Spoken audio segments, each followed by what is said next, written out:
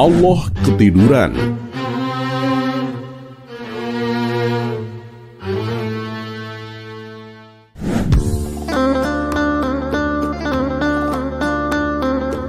Assalamualaikum warahmatullahi wabarakatuh. Semoga semua kebaikan terlimpah kepada kita semua. Amin ya rabbal alamin. Alkisah, ada saja kelakuan orang satu ini. Seakan tidak pernah kapok. Kali ini ia kembali mendatangi Abu Nawas untuk mengajaknya berdebat. Orang ateis inilah yang dulu pernah bertanya siapa yang menciptakan Allah, dan akhirnya malah bernasib sial. Melihat kedatangannya, Abu Nawas pun tetap menyambutnya dengan hangat. "Wahai kawan, ada yang bisa saya bantu?" tanya Abu Nawas. "Haha, Abu Nawas, aku ingin mengajakmu berdebat lagi," jawab si ateis. "Oh begitu, baiklah, ayo silakan masuk," balas Abu Nawas mempersilahkannya duduk di ruang tamu. Setelah keduanya duduk, Abu Nawas pun berkata, "Nah, sekarang beritahu aku, persoalan apa yang ingin kamu tanyakan?" Orang ateis itu pun memulai pertanyaannya. "Begini Abu Nawas, menurutmu apakah Allah, Tuhanmu itu, yang menciptakan alam semesta ini?" "Oh iya, benar. Allah memang pencipta alam semesta ini," jawab Abu Nawas. "Baik, kalau begitu wajarnya seseorang yang bekerja pasti akan merasa lelah, lalu ia tidur untuk istirahat. Bukankah menciptakan langit dan bumi itu perkara yang tidak mudah? Belum lagi harus mengatur seluruh makhluknya. Tentu butuh istirahat dan tidur. Nah, yang ingin aku tanyakan, apakah Tuhanmu itu pernah tidur?" tanya si ateis. "Oh, tentu saja tidak pernah lah kawan," jawab Abu Nawas tegas. "Oh ya? Mana buktinya?" desak si ateis. "Kalau untuk membuktikan ucapanku ini, kamu harus menginap di rumahku malam ini," jelas Abu Nawas. "Baiklah, aku tidak keberatan. Malam ini juga aku akan tidur di rumahmu," balas si ateis. Dan malam pun tiba. Saat waktunya untuk tidur, Abu Nawas menghampiri tamunya sambil membawa 2 bejana berisi air. "Untuk apa bejana-bejana ini?" tanya si ateis penasaran. "Katanya kamu ingin bukti, turuti saja perintahku," ujar Abu Nawas. "Baiklah, terus apa yang harus aku lakukan?" tanya si ateis lagi. "Kamu pegang kedua bejana ini dengan kedua tanganmu. Awas, jangan sampai airnya tumpah, apalagi sampai bejananya jatuh," perintah Abu Nawas. Si ateis pun langsung melakukannya. Awalnya ia masih kuat menahan, dan kedua bejana berisi air itu masih aman. Namun lama-kelamaan rasa kantuk mulai menghinggap. Ia berusaha menahan diri, tapi rasa kantuk tak bisa dihindari. Akhirnya ia pun memutuskan memegang bejana sambil tiduran. Dan tak lama matanya terpejam tanpa sadar. 2 bejana itu pun terguling, airnya tumpah mengenai wajahnya, bahkan pecah berantakan. Seluruh tubuhnya pun basah kuyup. Dan keesokan paginya ia menanyakan maksud daripada perintah Abu Nawas tersebut. Abu Nawas pun menjelaskan, "Begini kawan, 2 bejana yang kamu pegang semalam, aku ibaratkan sebagai langit dan bumi. Seandainya Allah sampai tidur meski sekejap saja, niscaya langit dan bumi akan hancur. Ya, seperti yang kamu alami tadi malam." Mendengar penjelasan itu, si ateis pun hanya terdiam. Wajahnya penuh dengan renungan. Sementara perkataan Abu Nawas terus terngiang-ngiang di benaknya.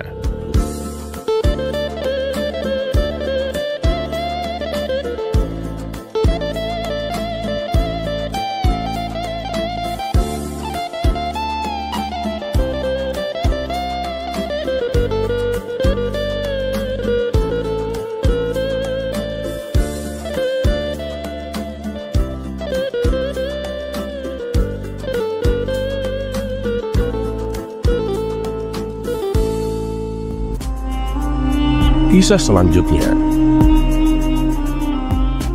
roti beracun.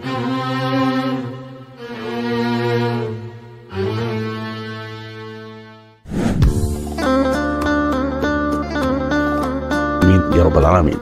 Di tengah teriknya sinar matahari, Abu Nawas tampak duduk melamun di teras rumahnya.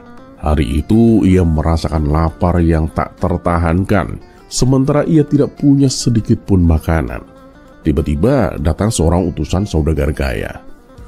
"Tuan Abu, saya disuruh majikan saya untuk memanggil Tuan. Katanya ada urusan penting, ada tugas untuk Tuan," kata lelaki itu. "Oh ya?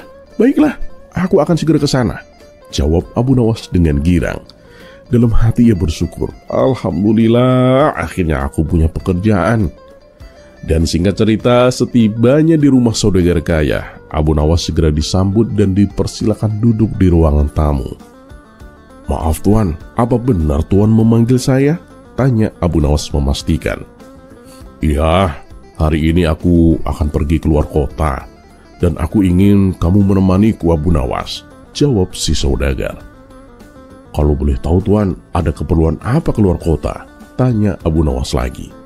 "Biasalah, mengirim barang dagangan. Kamu bersedia kan? Jangan khawatir, nanti ada bayarannya," ujar si saudagar.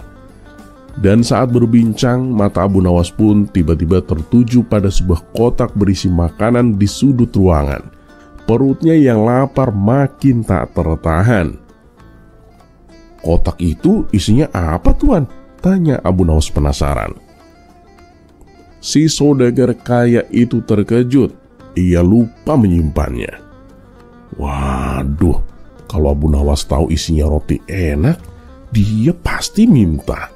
Padahal roti ini aku beli dari luar kota, mahal dan langka di Baghdad, pikir saudagar kaya. Karena tidak ingin berbagi, ia pun berbohong. "Oh itu isinya roti sudah kadaluarsa dan beracun Abu Nawas. Kalau dimakan bisa mati." Abu Nawas pun pura-pura percaya. Tapi saudagar tahu ia tidak mudah dibohongi, apalagi matanya terus melirik ke arah kotak roti. "Ya sudah Abu Nawas, aku mau mandi dulu untuk bersiap-siap. Nanti kita segera berangkat ya," kata saudagar lalu masuk ke kamar mandi. Kesempatan itu dimanfaatkan oleh Abu Nawas untuk mendekati kotak tersebut. Namun langkahnya terhenti karena dua anak kecil saudagar masuk ke ruang tamu dan bermain di sana. Dengan hati-hati Abu Nawas pun terus mendekat. Tapi nasib sial menimpanya. Saat sudah dekat, kakinya terpleset dan ia jatuh terjungkal ke lantai. Dua anak kecil itu langsung tertawa terpinggal-pinggal. Wajah Abu Nawas memerah menahan malu. Karena sudah terlanjur malu, ditambah rasa lapar yang tak tertahankan, ia pun nekat membuka kotak itu dan memakan roti di dalamnya sampai habis. Luar biasa, roti ini enak sekali," gumam Abu Nawas sambil melahap. Kelakuan Abu Nawas yang jatuh dan cara makannya membuat tawa kedua anak itu semakin keras. Dan tak lama kemudian saudagar itu keluar dari kamar mandi. "Ada apa ini ribut-ribut?" tanya si saudagar. Anak-anak pun menjawab sambil tertawa. "Ayah, lihatlah, tamu ayah ini lucu sekali. Dia terpleset, jatuh terjungkal, lalu cara makan rotinya juga aneh sekali ayah." "Roti? Roti yang mana?" tanya saudagar terkejut.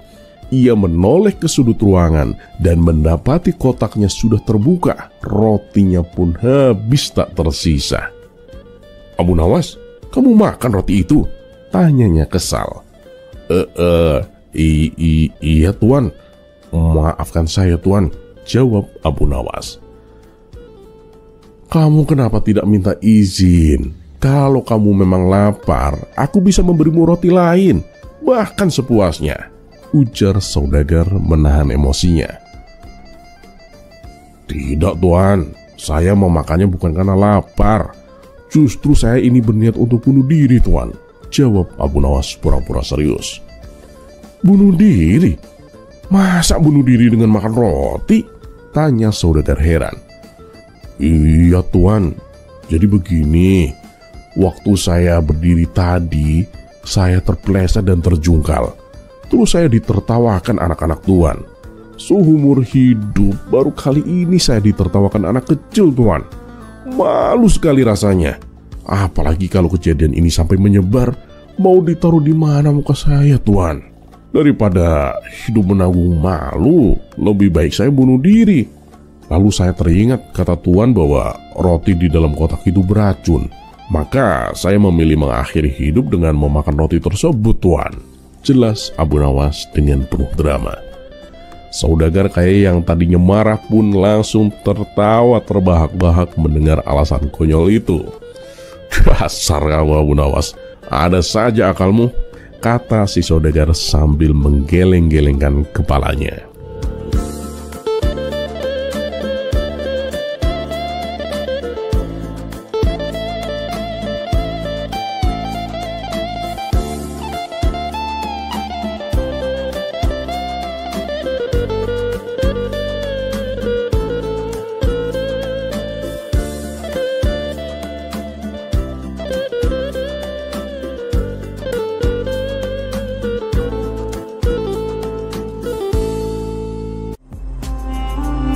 Kisah selanjutnya.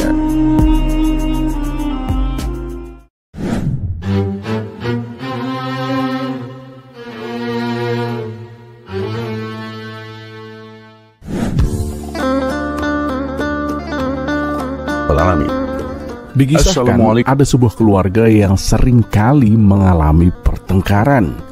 Istrinya dikenal sebagai wanita yang sangat cerewet, seringkali mengkritik hal-hal kecil yang menurutnya tidak beres.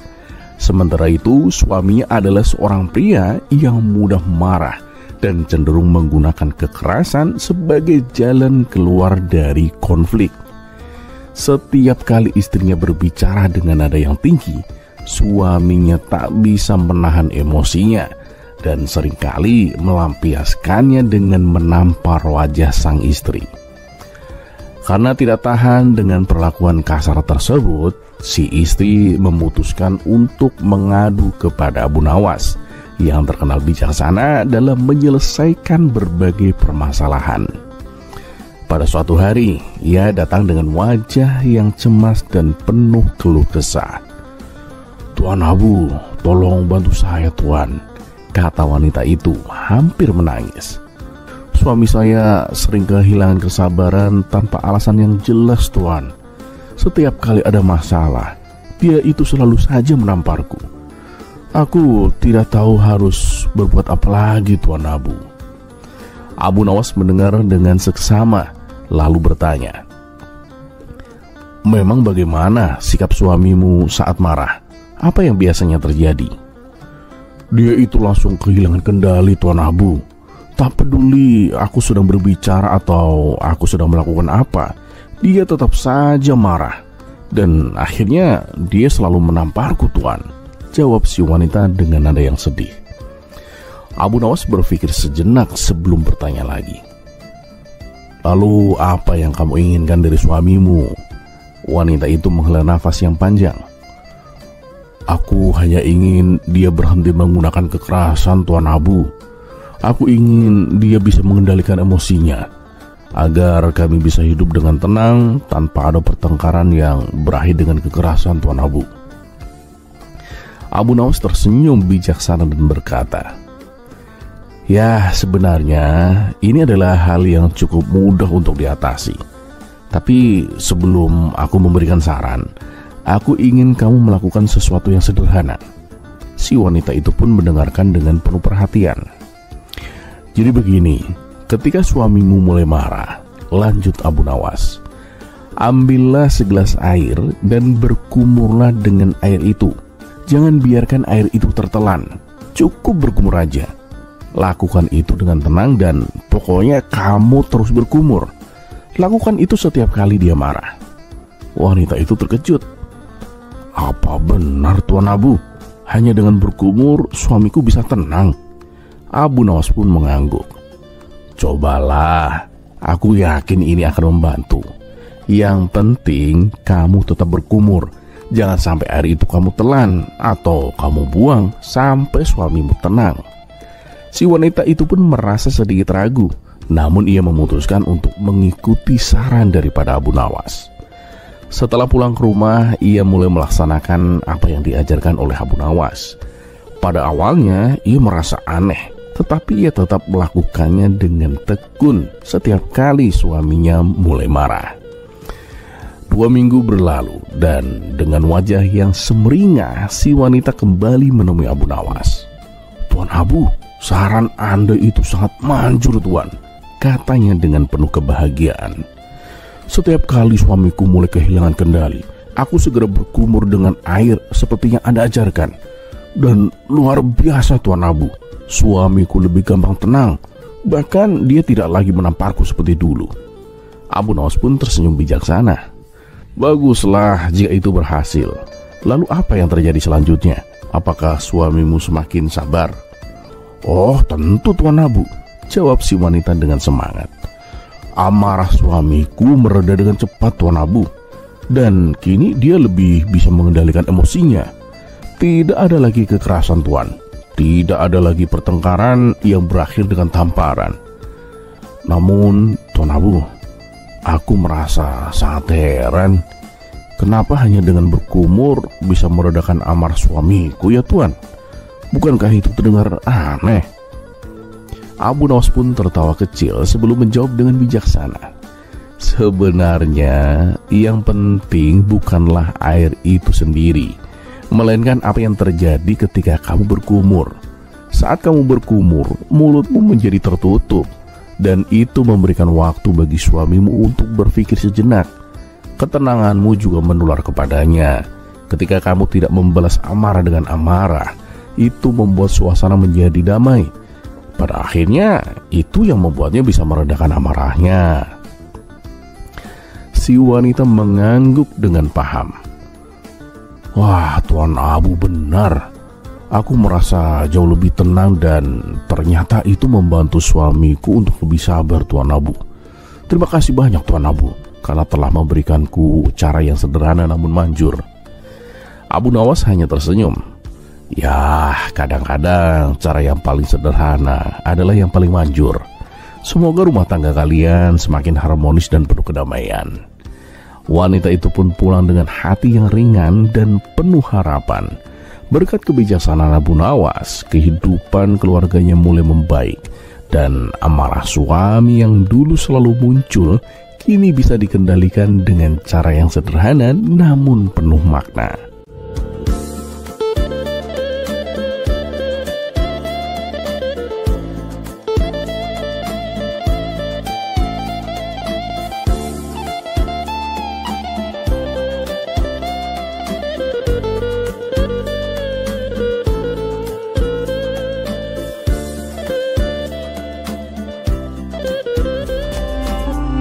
Kisah selanjutnya.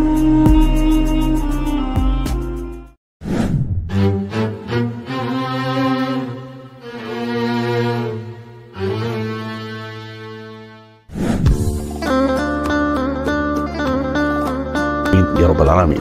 Assalamualaikum. Abu Nawas memiliki profesi baru sebagai tukang servis toilet.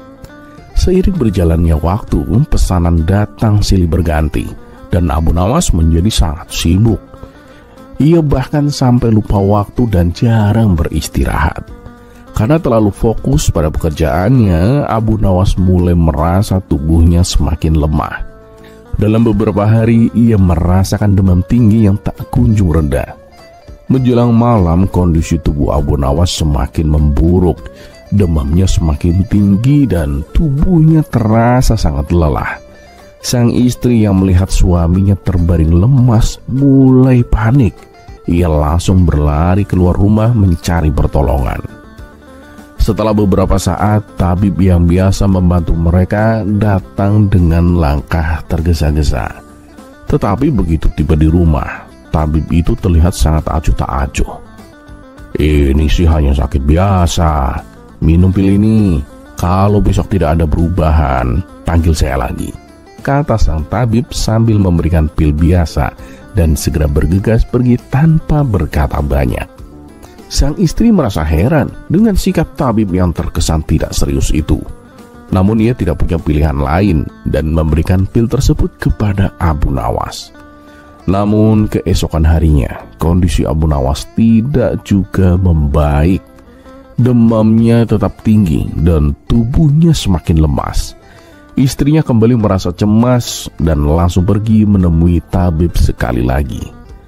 Tabib itu pun kembali datang, kali ini dengan sikap yang sedikit lebih serius. Ia memberikan ramuan mujarab yang dikatakan bisa menyembuhkan demam dalam waktu yang singkat. Sang istri yang merasa khawatir pun bertanya dengan penuh harapan, "Wahai tabib, kenapa ramuan itu baru diberikan sekarang? Kasihan suamiku, semalaman tidak bisa tidur karena panas yang tak kunjung reda, Tuan." Tabib itu hanya bisa menghela nafas. "Ya, kamu ini, lagian kenapa malam-malam datang ke rumahku? Aku kan juga butuh istirahat," jawabnya dengan nada agak ketus. Namun ramuan yang diberikan tabib itu ternyata ampuh. Dalam waktu yang singkat, kondisi Abu Nawas mulai membaik. Ia perlahan mulai bisa bangun dari tempat tidur dan merasa lebih segar. Sang istri merasa lega melihat kondisi suaminya yang mulai membaik. Tetapi masih ada sedikit rasa kesal karena harus melalui malam-malam yang panjang dan penuh kecemasan. Beberapa hari kemudian ada kejadian yang cukup menarik. Toilet di rumah tabib itu mampet dan ia tidak bisa menggunakannya. Tabib itu pun merasa sangat kesal dan langsung berpikir untuk meminta bantuan Abu Nawas. Sebenarnya ia tahu betul bahwa Abu Nawas bekerja keras selama ini, dan ia khawatir kalau waktu malam akan mengganggu istirahatnya. Meskipun demikian, sang tabib tetap memutuskan untuk menghubungi Abu Nawas walaupun sudah larut malam. Istrinya yang sedang tidur itu pun terbangun dan berkata, "Ini kan sudah jam 2 pagi, waktu yang orang istirahat. Kenapa tidak besok saja?" kata sang istri dengan nada yang kecewa. Tetapi sang tabib menjawab dengan nada yang santai, "Lah, emang kenapa? Apa salahnya? Aku juga sering dipanggil pasien jam segini. Waktu Abu Nawas sakit, istrinya juga datang ke rumah kita di tengah malam." Sang istri pun terdiam dan merasa sedikit agak malu. Ia tahu bahwa tabib itu benar, dan akhirnya ia membiarkan sang tabib pergi ke rumah Abu Nawas. Saat sang tabib sampai di rumah Abu Nawas, ia langsung mengetuk pintu dengan terburu-buru. Abu Nawas yang sedang tidur pulas pun terbangun dan langsung membukakan pintu. "Ada apa, Tuan? Malam-malam begini datang ke sini?" tanya Abu Nawas dengan suara serak karena baru saja terbangun. "Toilet di rumahku mampet, Abu Nawas. Tolong segera diperbaiki," kata sang tabib. Abu Nawas yang masih setengah sadar pun merasa kesal. "Kenapa harus sekarang, Tuan?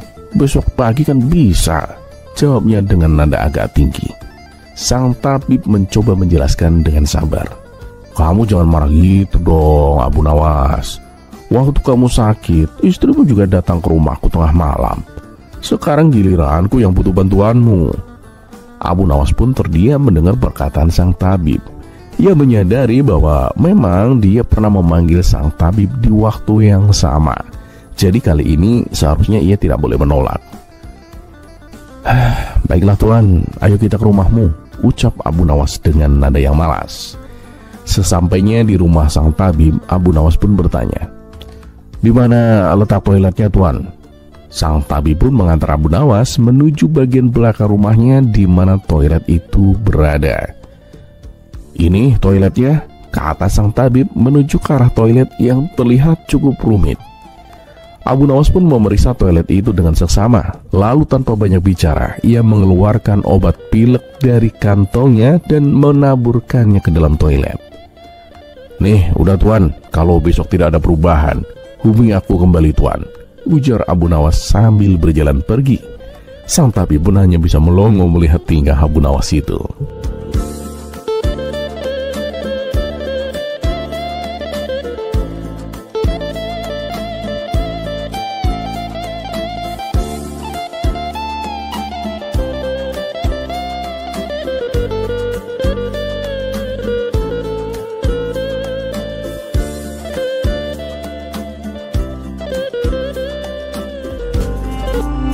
Kisah selanjutnya.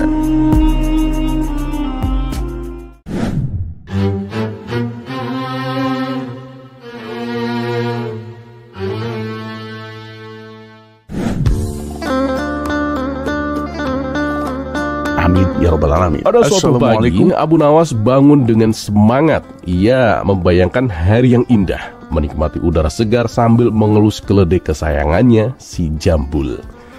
Namun saat ia keluar dari rumah dan melihat kandangnya, keledainya sudah raib. "Jambul, kemana kamu?" seru Abu Nawas panik. Ia pun mengelilingi pekarangan, mencari di balik semak-semak, bahkan di bawah tikar, seolah-olah keledai itu bisa menyelinap ke situ. Tapi hasilnya nihil. Dengan wajah yang muram, Abu Nawas segera pergi ke rumah Tuan Hakim. Ia berjalan tergesa-gesa, sesekali mengomel sendiri. Setibanya di sana, ia pun langsung berteriak, "Tuan Hakim, saya ingin melaporkan pencurian, Tuan." Tuan Hakim yang sedang menyeruput teh nyaris tersedak mendengar teriakan Abu Nawas. Ia pun menatapnya dengan heran. "Apa yang terjadi, Abu Nawas?" "Seseorang telah mencuri keledai saya, Tuan. Saya butuh bantuan Anda untuk menemukannya," kata Abu Nawas dengan wajah penuh harap. Tuan Hakim mengangguk serius dan mulai bertanya, "Oh, siap Abu Nawas. Ceritakan bagaimana kejadiannya dan seperti apa ciri-ciri pelakunya." Abu Nawas pun terdiam sebentar, lalu mengangkat bahu. "Bagaimana aku tahu, Tuan Hakim? Aku kan tidak ada di sana saat kejadian. Kalau saja aku ada di sana, tentu aku sudah menghentikan pencuri itu dan tidak membiarkan dia mengambil keledaiku." Tuan Hakim pun menepuk dahinya, sementara Abu Nawas pun melanjutkan omelannya. "Kalau saya tahu pencurinya, tentu saya tidak akan repot-repot datang ke sini, Tuan Hakim. Langsung saya datangi rumahnya dan ambil kembali keledai saya." Tuan Hakim pun mencoba menahan tawa. "Jadi, kamu melaporkan pencurian tanpa tahu siapa pelakunya?" "Ya, tentu sajalah, Tuan Hakim. Bukankah tugas Anda untuk mencari tahu?" sahut Abu Nawas sambil bersedekap. Tuan Hakim pun menghela nafas panjang. "Baiklah, Abu Nawas, kalau begitu aku akan menyelidikinya." Namun sebelum ia sempat melanjutkan perkataannya, Abu Nawas sudah berdiri dan bersiap pergi. "Ah, percuma saja aku datang ke sini. Sudah jelas keledaiku tidak akan kembali begitu saja. Lebih baik aku pulang dan mencari cara lain," kata Abu Nawas sambil melangkah keluar. Tuan Hakim pun hanya bisa menggeleng-gelengkan kepalanya melihat tingkah Abu Nawas. "Orang ini memang selalu aneh," gumamnya sambil tersenyum kecil. Sementara itu Abu Nawas pun berjalan pulang dengan pikiran penuh rencana. "Mungkin aku bisa memasang jebakan pencuri. Atau mungkin keledai itu yang kabur karena bosan denganku," pikir Abu Nawas. Apapun itu, satu hal yang pasti, aku tidak akan membiarkan pencuri itu lolos begitu saja."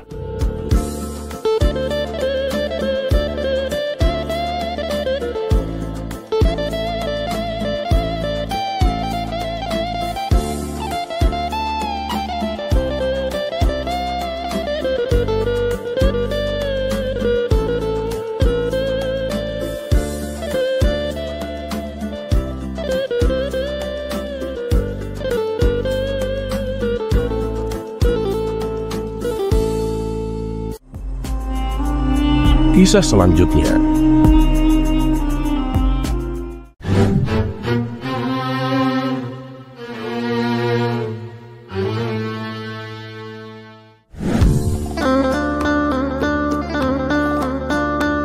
Ya rabbal alamin. Sosok Abu Nawas yang fenomenal bukan hanya sebagai tokoh jenaka. Dia bahkan seringkali mengkritik kebijakan pemerintah dengan caranya yang unik dan nyeleneh, seperti pada kisah berikut ini. Pada saat itu, salah satu menteri istana membuat kebijakan yang membuat rakyat sengsara, dan itu tanpa sepengetahuan Baginda Raja. Hingga pada suatu hari, Baginda Raja memberi Abu Nawas seekor keledai untuk dijadikan sebuah tantangan. Ia meminta kepada Abu Nawas supaya menjaga keledai itu tetap sibuk selama 1 tahun tanpa memberinya makan.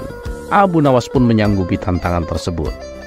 Setelah 1 tahun berlalu, Baginda Raja bertanya tentang kondisi keledainya. "Bagaimana Abu Nawas? Apakah keledainya mati?" Abu Nawas menjawab, "Tidak, Paduka Yang Mulia. Malah bertambah gemuk keledainya." Sontak Baginda Raja terkejut mendengarnya. "Wah, yang benar. Kok bisa, Abu Nawas?" tanya Baginda Raja. "Ya, karena saya menjadikannya sebagai menteri istana," jawab Abu Nawas. "Jadi menteri? Bagaimana mungkin seekor keledai bisa menjadi menteri istana?" tanya Baginda Raja heran. Bukankah Paduka memerintahkan saya untuk menjaga keledai itu tetap sibuk selama 1 tahun tanpa memberinya makan? Sejak itulah saya jadikan menteri. Karena seorang menteri jangankan gak dikasih makan, dikasih makan pun dia juga tetap sibuk mengambil makan dari rakyatnya, jawab Abu Nawas. Mendengar itu Baginda Raja terdiam. Ia pun mulai menangkap ada sesuatu yang sedang Abu Nawas sampaikan melalui ucapannya yang konyol tersebut. Abu Nawas kembali berkata, apakah Paduka tahu bedanya rakyat dan pemerintah? Bedanya itu, kalau rakyat mengambil duit pejabat pemerintah, disebutnya sebagai perampok. Tapi kalau pemerintah mengambil duit rakyat, disebutnya sebagai kebijakan. Tak tahan dengan kritikan Abu Nawas, Baginda Raja langsung menyuruhnya diam. Hei Abu Nawas, sebenarnya apa yang ingin kau sampaikan? Adakah menteriku yang berbuat demikian? Tanya Baginda Raja. Abu Nawas pun lalu memberitahu tentang kondisi rakyatnya dengan kebijakan baru yang dibuat oleh salah satu menteri istana, di mana sang menteri mewajibkan rakyat menyetorkan 3% dari penghasilannya dengan dalih untuk kesejahteraan dan akan membangunkan tempat tinggal. Baginda Raja sontak kaget mendengarnya dan segera memecat menteri tersebut.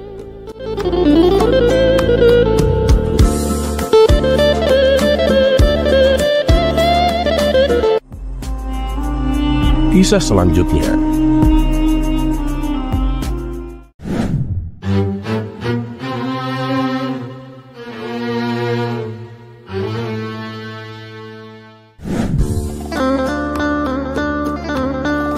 Ya Rabbal Alamin. Suatu kali saat hari besar Islam, warga di komplek perumahan Abu Nawas berencana mengadakan pengajian. Para warga kemudian mengadakan rapat untuk membahas siapa yang akan menjadi pembicaranya. Salah satu warga berkata, ngapain kalian bingung? Suruh saja Abu Nawas yang ceramah. Rupanya usulan tersebut disambut baik oleh ibu-ibu yang juga hadir dalam rapat tersebut. Menurut mereka, selain pintar dalam ilmu agama, Abu Nawas juga merupakan sosok yang jenaka. Ibu-ibu pengajian biasanya selalu tertarik dan bersemangat manakala dai yang ceramah orangnya lucu dan pintar agama. Akhirnya para warga sepakat bahwa Abu Nawas lah yang akan menjadi penceramahnya. Kemudian beberapa orang perwakilan warga datang menemui Abu Nawas di rumahnya. Tuan Abu, insya Allah kami rencananya akan mengadakan pengajian untuk menyambut hari besar Islam Tuan, kata salah satu dari mereka. Wah, bagus itu, aku sangat mendukungnya, balas Abu Nawas. Nah, kalau Tuan Abu tidak keberatan, kami meminta Tuan Abu yang menjadi penceramahnya, kata mereka melanjutkan. Loh, kenapa saya? Cari yang lain aja lah.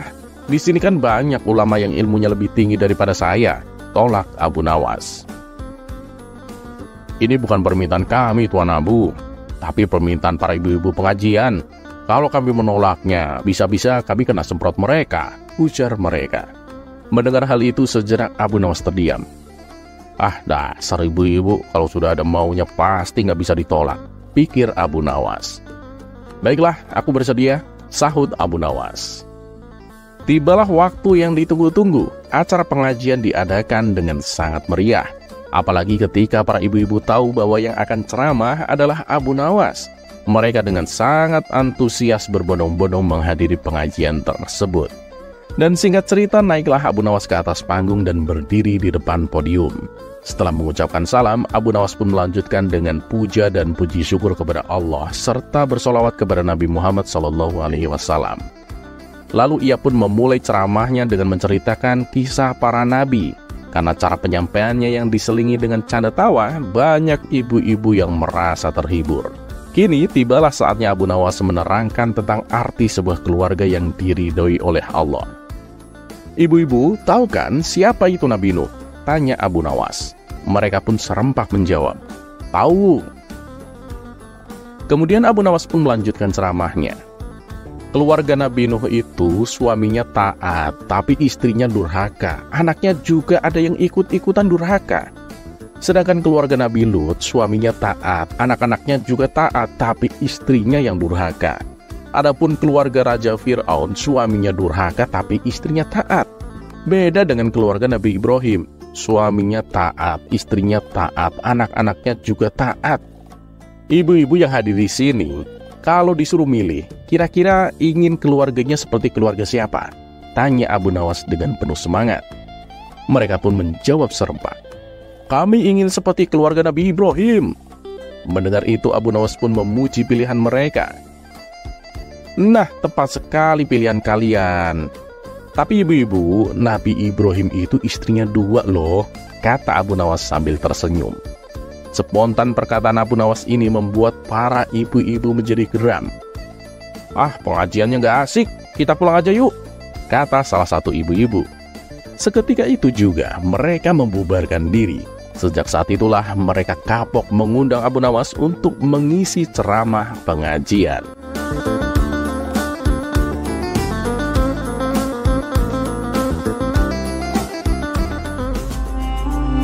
Kisah selanjutnya.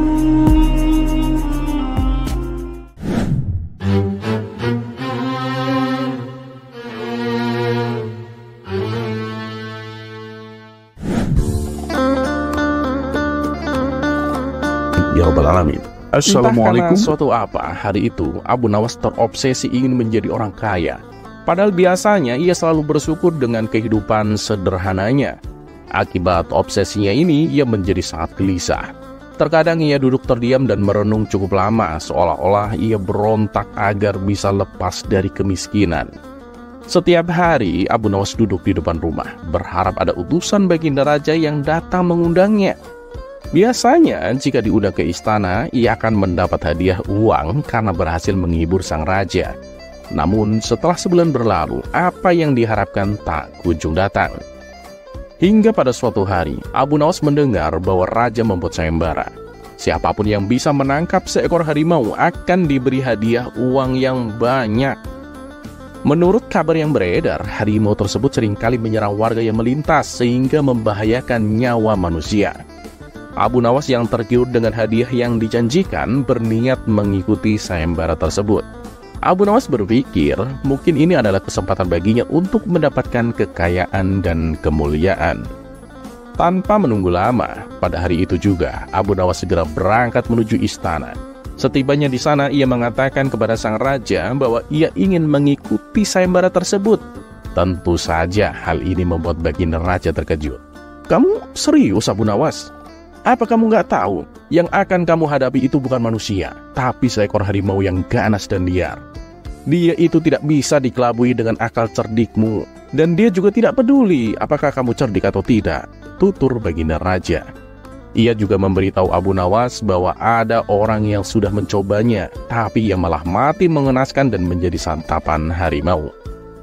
Namun apa yang dikatakan sang raja tak membuat Abu Nawas mengurungkan niatnya. Ia tetap bertekad ingin mengikuti sayembara yang diadakan sang raja.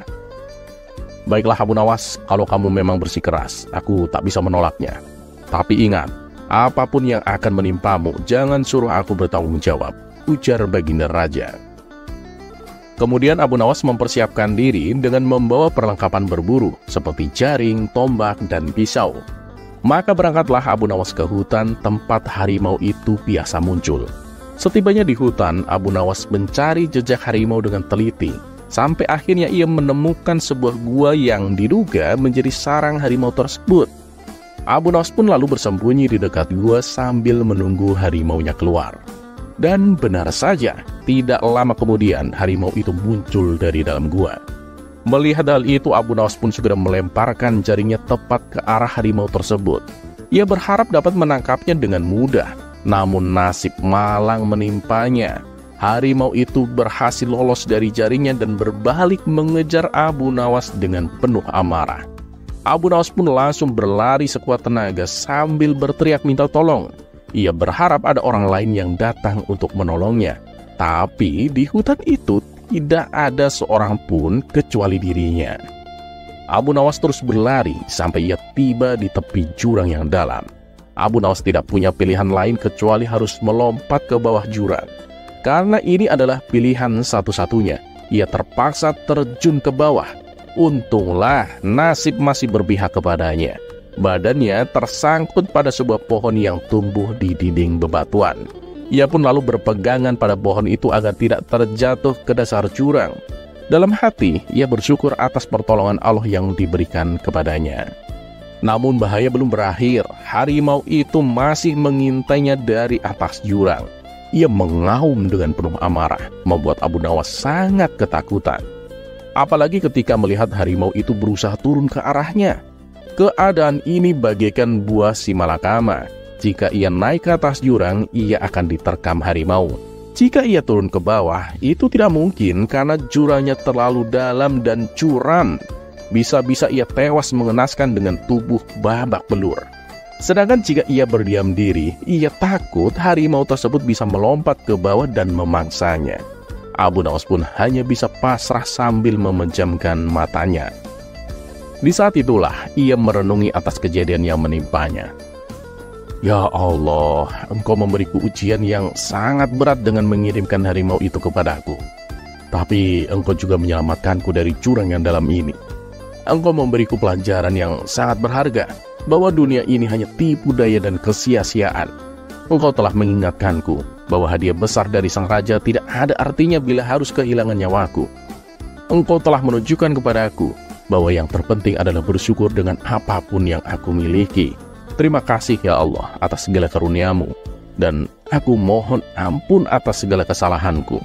Aku mohon petunjuk dan pertolongan-Mu agar aku bisa keluar dari kesulitan ini. Dengan rahmat-Mu, aku mohon perlindungan-Mu ya Allah, agar selamat dari mara bahaya ini. Setelah berdoa demikian, ia pun membuka mata dengan penuh kepasrahan. Sementara harimau yang sedari tadi mencoba melompat ke arahnya tiba-tiba terpeleset dan jatuh ke dasar jurang. Harimau itu pun tewas seketika dan akhirnya Abu Nawas pun bisa selamat. Keberhasilan Abu Nawas ini disanjung oleh sang raja dan para warga. Mereka memuji keberaniannya. Dan sesuai dengan perjanjian, Baginda Raja memberinya hadiah uang dengan jumlah yang sangat banyak. Dengan hadiah yang didapatkan, Abu Nawas kini menjadi orang kaya, yang merupakan tujuan semula Abu Nawas. Namun itu sudah bukan menjadi keinginannya lagi. Hadiah yang ia dapatkan semuanya ia bagikan kepada fakir, miskin, dan anak-anak yatim. Ia lakukan itu sebagai bentuk rasa syukur atas pertolongan Allah yang membuatnya masih tetap hidup hingga saat ini.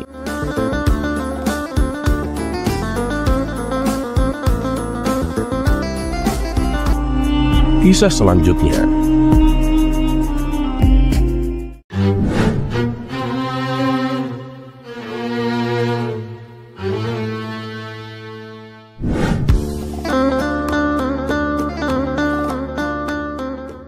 Alkisah, pada suatu hari Abu Nawas hendak melakukan perjalanan menunaikan ibadah haji ke kota Mekah. Ia pun berpamitan kepada keluarga serta kerabatnya, dan tak lupa juga ia berpamitan kepada para sahabat-sahabatnya, termasuk kepada seorang pendeta yang merupakan kawan dekatnya. Dan singkat cerita, setelah Abu Nawas selesai menunaikan ibadah haji, ia segera pulang ke kampung halaman. Kepulangan Abu Nawas ini disambut sukacita oleh sahabatnya yang merupakan seorang pendeta. Wah, haji nih. Semoga menjadi haji yang mabrur Abu Nawas, kata sang pendeta mendoakan. Terima kasih kawan, balas Abu Nawas. Beberapa hari kemudian, si pendeta mengajak Abu Nawas berjalan-jalan. Saat di tengah perjalanan, terbesit di benaknya untuk mengerjai Abu Nawas. Waduh Abu Nawas, kakiku kok tiba-tiba kram ini. Aku tak bisa berjalan, ujar si pendeta berpura-pura. Dan karena kasihan, Abu Nawas pun menggendongnya dan melanjutkan perjalanan. Hei Abu Nawas, kamu tahu nggak?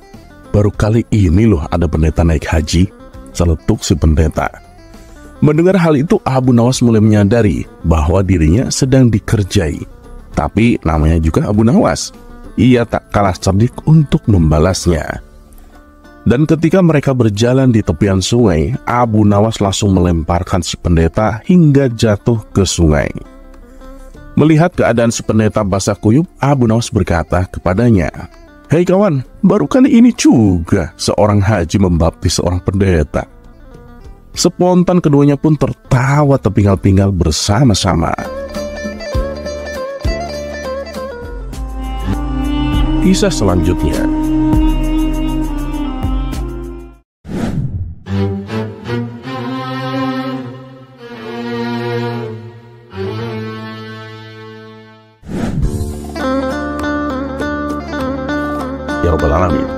Abu Nawas, Assalamualaikum. seorang sufi yang sudah dikenal sebagai seorang ulama, ia seringkali dimintai nasihat oleh para penduduk. Bahkan juga ia seringkali diajak berdebat oleh para ulama yang lain. Dan suatu hari, seorang pemuda yang dikenal suka berdebat datang menghampirinya. Pemuda ini sangat cerdas, tetapi karena sering bersikap keras dalam argumennya, banyak orang yang ragu untuk berdiskusi dengannya. Dengan suara penuh percaya diri, pemuda itu bertanya kepada Abu Nawas. "Wahai Abu Nawas, banyak orang di desa ini berbicara tentang apa yang benar dan apa yang baik. Kalau menurutmu, mana yang lebih penting? Apakah lebih baik menjadi benar atau menjadi baik?" Abu Nawas pun tersenyum bijak. Ia tahu bahwa pemuda ini ingin menguji kebijaksanaannya. Namun bukannya langsung menjawab, Abu Nawas berkata, "Pertanyaanmu menarik sekali anak muda. Tapi sebelum aku menjawab, ayo kita berjalan-jalan ke pasar. Aku ingin menunjukkan sesuatu kepadamu." Pemuda itu penasaran dengan maksud Abu Nawas, setuju untuk ikut. Mereka pun berjalan melalui jalanan pasar yang ramai. Pedagang berteriak menawarkan dagangan mereka, sementara pembeli sibuk menawar harga. Di tengah keramaian itu, mereka melihat seorang penjual buah sedang memarahi seorang anak kecil. Anak itu tampaknya tanpa sengaja menjatuhkan keranjang apel si penjual hingga buah-buah itu terguling di jalanan yang kotor. Penjual tersebut dengan wajah merah padam pun berteriak, "Ceroboh kamu, sekarang kamu harus mengganti semua apel ini, atau aku tak akan membiarkanmu pergi." Anak kecil itu terlihat ketakutan. Dia tidak punya uang untuk mengganti apel-apel yang rusak. Air matanya mulai mengalir, sementara orang-orang di sekitar hanya menonton tanpa berani campur tangan. Melihat hal itu, Abu Nawas mendekati si penjual dan berkata, "Wahai penjual yang baik hati, aku mengerti bahwa kamu memang benar. Anak ini ceroboh dan apel-apelmu jatuh karena kecerobohannya. Tapi aku ingin bertanya, apakah kamu merasa lebih baik dengan memarahinya seperti ini?" Penjual itu terdiam sejenak, namun dia menjawab dengan marah, "Tentu saja aku marah. Apel-apel ini aku jual untuk nafkah keluargaku. Dan sekarang kotor. Aku tak bisa membiarkan ini begitu saja." Abu Nawas pun mengangguk pelan lalu berkata, "Ya, kamu memang benar. Tapi izinkan aku memberikan saran. Bagaimana jika kita menyelesaikan masalah ini dengan cara yang lebih baik? Anak ini bisa membantu membersihkan apel-apel yang masih bisa diselamatkan, dan aku akan membayar apel-apel yang rusak. Bagaimana?" Setelah berpikir sejenak, penjual itu pun akhirnya setuju. Anak kecil itu yang kini merasa lega mulai mengumpulkan apel-apel yang jatuh, dan Abu Nawas dengan tenang membayar beberapa keping perak kepada si penjual. Keadaan yang tadinya tegang berubah menjadi damai, dan anak kecil itu pun pergi dengan wajah tersenyum. Abu Nawas kemudian menoleh kepada pemuda yang bersamanya dan kemudian berkata, "Kamu lihat kan tadi, penjual itu benar. Apel-apelnya jatuh karena kecerobohan anak itu. Tapi jika dia hanya berpegang teguh pada kebenarannya tanpa mempertimbangkan kebaikan, masalah ini bisa semakin besar. Dengan memilih cara yang baik, masalahnya bisa diselesaikan tanpa kemarahan dan dendam." Namun pemuda itu belum puas. Dia berpikir sejenak dan kemudian ia berkata, "Tapi Abu Nawas, bukankah dalam beberapa situasi kebenaran harus ditegakkan? Terkadang kebenaran adalah yang paling penting meskipun itu menyakitkan." Abu Nawas pun tersenyum lembut. "Ya, kamu benar. Kebenaran tidak bisa diabaikan. Tapi menjadi baik tidak berarti kita harus mengabaikan kebenaran.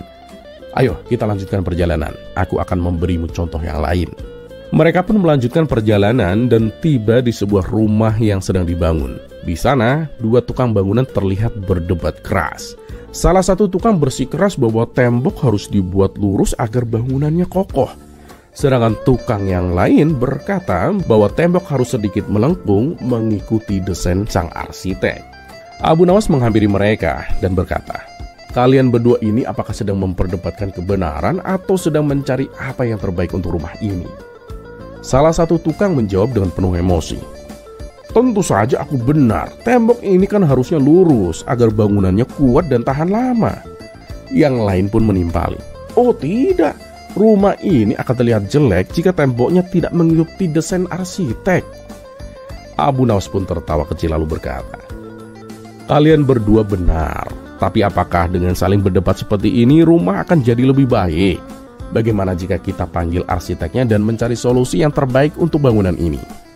Kedua tukang itu pun setuju. Mereka memanggil sang arsitek, yang akhirnya memberikan penjelasan tentang bagaimana tembok bisa tetap kuat dan indah sesuai dengan desain.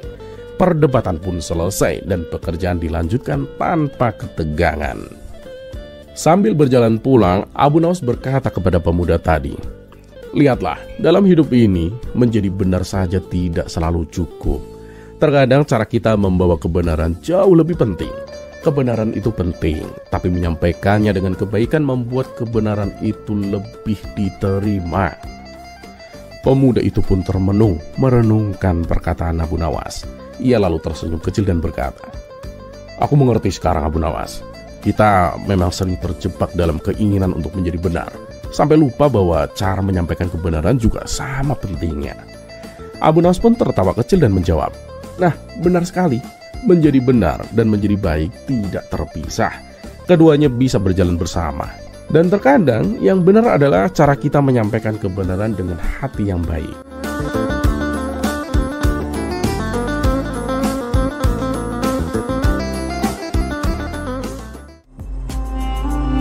Kisah selanjutnya.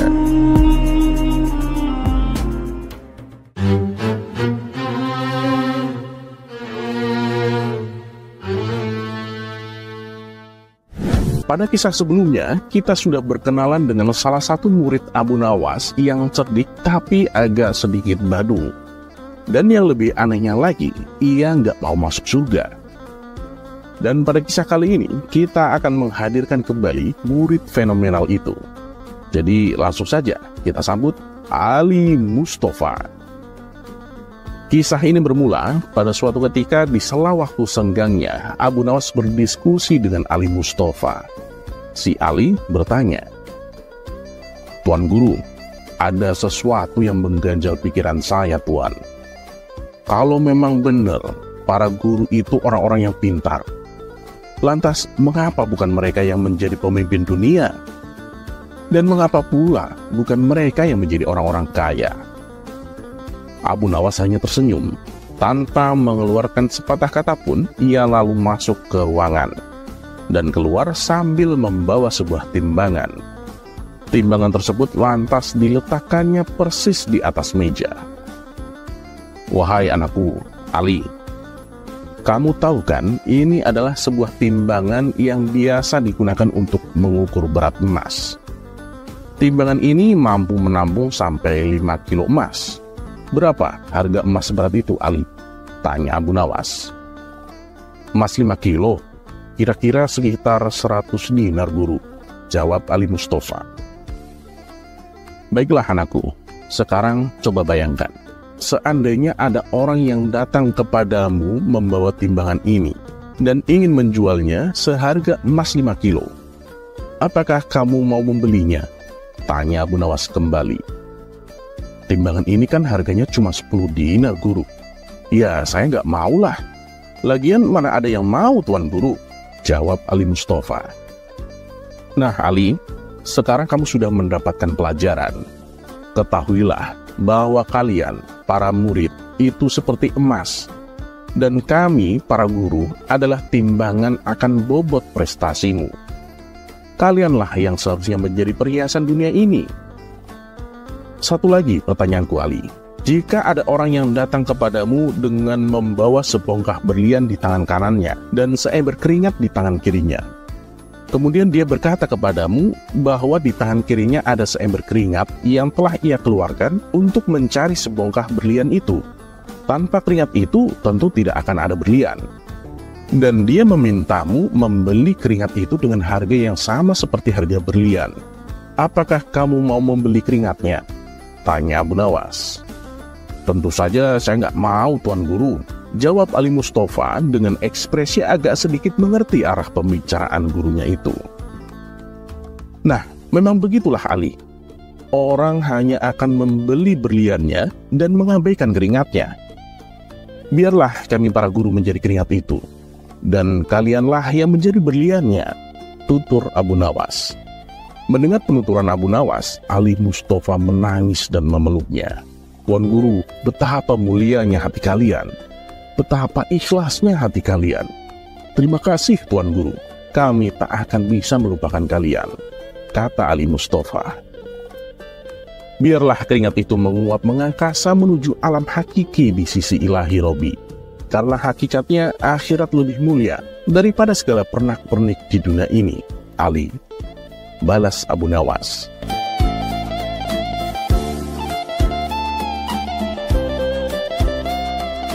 Terlepas apakah cerita ini adalah cerita fiksi atau kenyataan, sebagai seorang yang beradab, sudah sewajibnya kita menghargai segala jasa guru-guru kita, yang artinya semua orang yang mengajarkan ilmu apapun kepada kita, baik secara langsung ataupun tidak. Semoga bermanfaat, dan seperti biasa, terima kasih. Wassalamualaikum warahmatullahi wabarakatuh.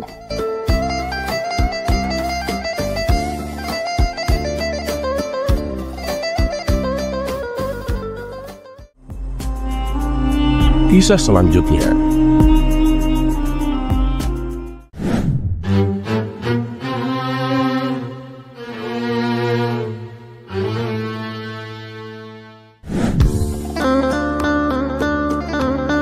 Amin ya rabbal alamin. Pada suatu hari, Abu Nawas terlihat sibuk menyiapkan materi pelajaran untuk disampaikan kepada murid-muridnya.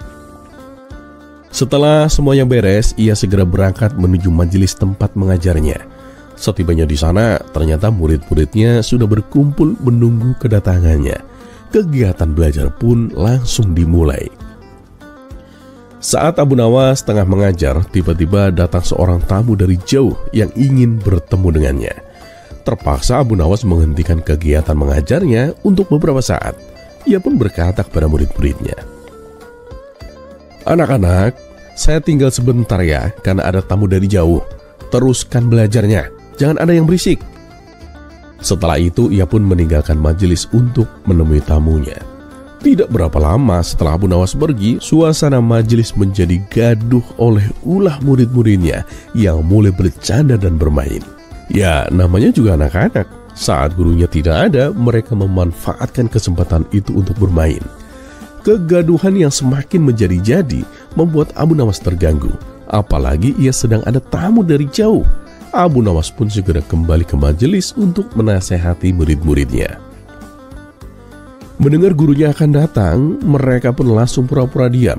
Ada yang berpura-pura membaca buku, ada juga yang berpura-pura menghafal pelajaran.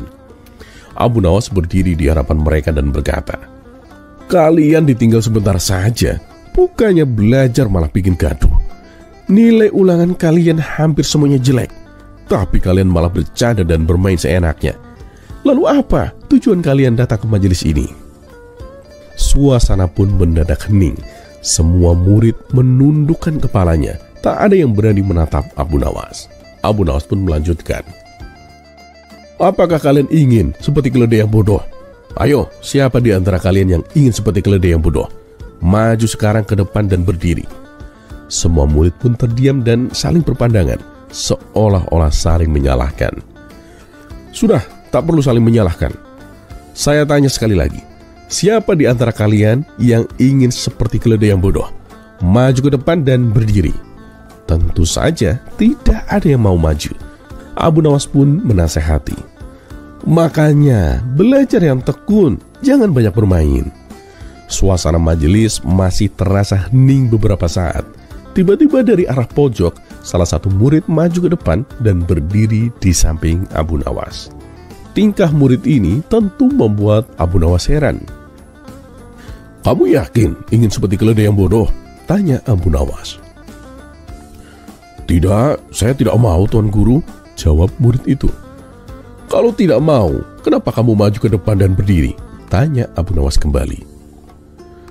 "Tadi kan Tuan Guru bilang orang yang berdiri di depan seperti keledai yang bodoh. Sedangkan yang saya lihat hanya Tuan Guru yang berdiri di depan. Saya jadi tidak tega melihat Tuan Guru berdiri sendirian. Makanya saya berdiri di sini untuk menemani Tuan Guru," jawab si murid dengan polos. Mendengar jawaban polos itu, wajah Abu Nawas pun langsung memerah menahan malu. Ia baru menyadari bahwa pilihan kata-katanya malah kembali kepada dirinya sendiri. Ternyata pilihan kata-kataku salah, pikir Abu Nawas sambil tersenyum.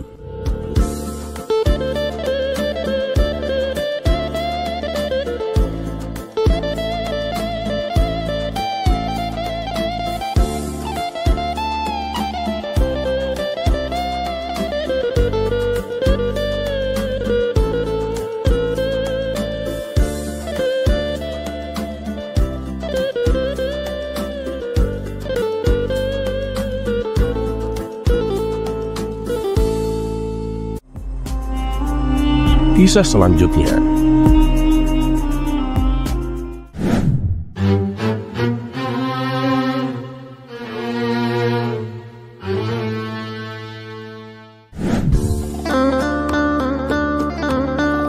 Rabbal Alamin. Di suatu sore yang Assalamualaikum. cerah, Abu Nawas memutuskan untuk membawa keledainya jalan-jalan di tepi hutan.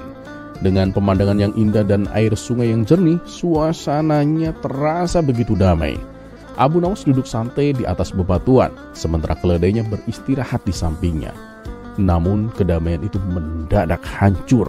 Tiba-tiba anak panah melesat entah dari mana dan tepat mengenai keledai Abu Nawas. Keledai itu langsung meringkik kesakitan, melompat-lompat kecil lalu pingsan seketika. Abu Nawas melompat dari tempat duduknya. "Kurang ajar, siapa yang berani-beraninya membunuh keledaiku?" teriaknya. Ia segera memutar pandangannya mencari dari mana asal anak panah itu. Tak lama kemudian muncul seorang pemburu dengan wajah gugup sambil membawa busur di tangan.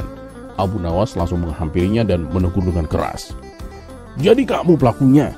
Kamu telah membunuh keledaiku. Kamu harus bertanggung jawab," bentak Abu Nawas. Si pemburu menunduk ketakutan. "Maaf Tuan, saya benar-benar tidak sengaja." "Tidak sengaja? Keledai itu adalah satu-satunya harta berharga yang kupunya. Memangnya dia pernah bikin salah kepadamu?" "Tidak Tuan," kata pemburu itu dengan wajah penyesalan. "Tadinya saya ingin membidik seekor rusa, tapi rusa itu bergerak cepat, jadi anak panahnya menyasar ke tubuh keledai Tuan. Sekali lagi saya minta maaf Tuan." Abu Nawas melipat tangan di dadanya sambil memelototi pemburu itu. "Maaf saja tidak cukup, keledaiku terluka parah. Mungkin malah sudah mati, kamu harus menggantinya." Si pemburu pun mengangguk dengan tegas. "Baiklah Tuan, saya akan bertanggung jawab. Kalau keledai Tuan mati, saya akan memberi Tuan 1000 dinar. Tapi kalau dia bisa diselamatkan, saya tetap akan memberi Tuan 100 dinar untuk biaya pengobatannya." Mendengar hal itu, Abu Nawas langsung bersemangat. Dalam hatinya ia berpikir, "Wah, keledaiku harganya cuma 200 dinar. Tapi sekarang aku bisa dapat 1000 dinar. Kalau begini, aku jadi tidak terlalu sedih keledaiku terluka." Pemburu itu lalu memeriksa keledai yang tergeletak tak bergerak. "Syukurlah Tuan, saya kira dia hanya pingsan. Dengan perawatan yang tepat, keledai Tuan pasti akan sembuh." Tapi Abu Nawas langsung memotong. "Oh, belum tentu. Lihatlah keledai itu. Dia bahkan tidak bergerak sama sekali. Siapa tahu dia sebenarnya sudah mati." "Tuan, saya yakin dia itu hanya pingsan. Lihatlah, nafasnya masih ada Tuan," kata si pemburu mencoba meyakinkan. Abu Nawas menggeleng keras. "Oh, tidak bisa. Pokoknya kamu harus memberiku 1000 dinar karena keledaiku sudah mati." "Tapi Tuan," kata si pemburu bersikeras, "kalau ternyata keledai Tuan tidak mati, gimana?" Abu Nawas pun tersenyum enteng sambil mengangkat bahu. "Oh, itu gampang. Kalau dia tidak mati, aku akan memintamu untuk mengulanginya." Pemburu itu terdiam sejenak, menatap Abu Nawas dengan bingung. "Mengulanginya? Mengulang apa Tuan?" "Mengulang memanah keledaiku sampai dia benar-benar mati," jawab Abu Nawas dengan wajah serius. Si pemburu melongo, sementara Abu Nawas malah tertawa kecil. Akhirnya si pemburu hanya bisa menggaruk-garuk kepala sambil berpikir, "Aku kena apes apa hari ini?"